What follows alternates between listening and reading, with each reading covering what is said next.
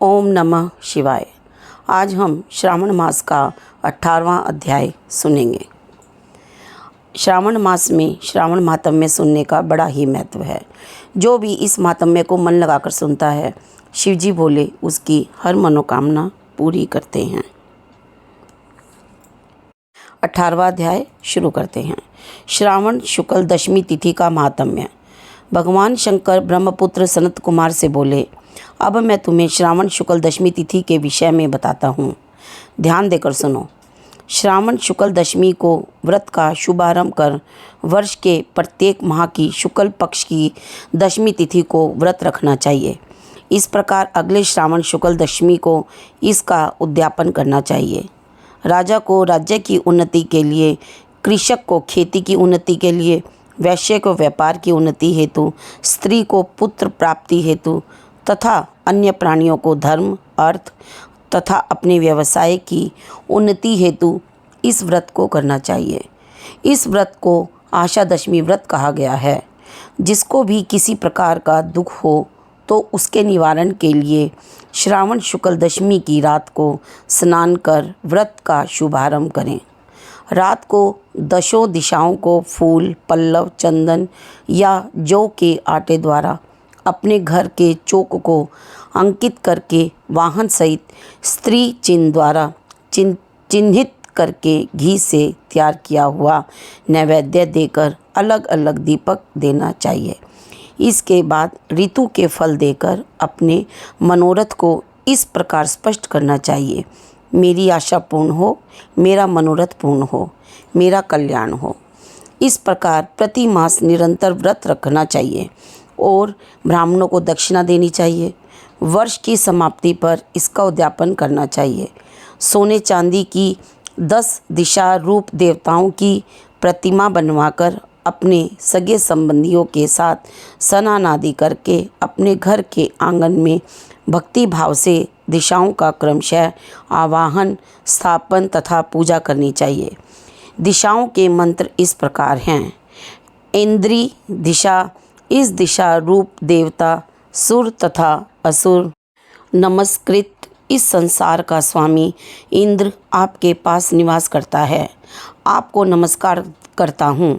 हे आग्नेय, अग्नि देवता के रहने से आप आग्नेयी कही जाती हैं।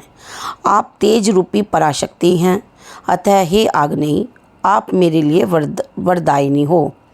हे याम्य, धर्मराज आपके सहारे इस सारे संसार को चलाते हैं, इसलिए आपको संयमनी कहते हैं। हे संयमनी, आप मेरे लिए उत्तम कार्य प्रदान कराने वाली हैं। हे आशे, हाथों में खड्ग लिए अत्यंत विकराल रूप मृत्युदेव नैऋत्य स्थान में आपके पास निवास करते हैं।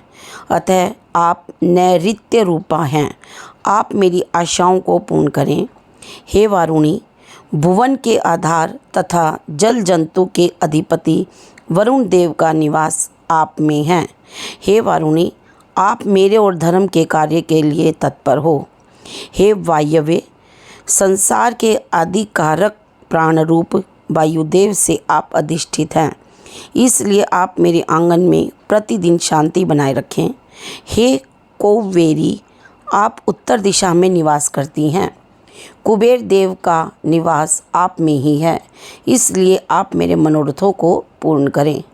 हे ऐशानई, आप जगदीश शंभु से अलंकृत हैं। हे देवी, मेरे मनोवांछित कार्यों को परिपूर्ण करें। आपको नमस्कार है, नमस्कार है। सारे विषय के ऊपर निवास करने वाली सदैव कल्याण दात्री सनक नंदन, सनातन और सनत कुमार आदि मुनियों के साथ रहने वाली आप सदा मेरी रक्षा करें, मेरी रक्षा करें। सब नक्षत्र, ग्रह, तारागण, नक्षत्र माता, भूत प्रेत, विनायक तथा भक्ति युक्त मन में जिन देवी देवताओं का मैंने पूजन किया है, वे सब मुझे अभीष्ट सिद्धियां देने वाले हों। सर्प तथा नेवले से नीचे के लोक में आप सेवित हैं। अतः आप मेरे ऊपर नाग तथा नाग कन्याओं के साथ प्रसन्न हो।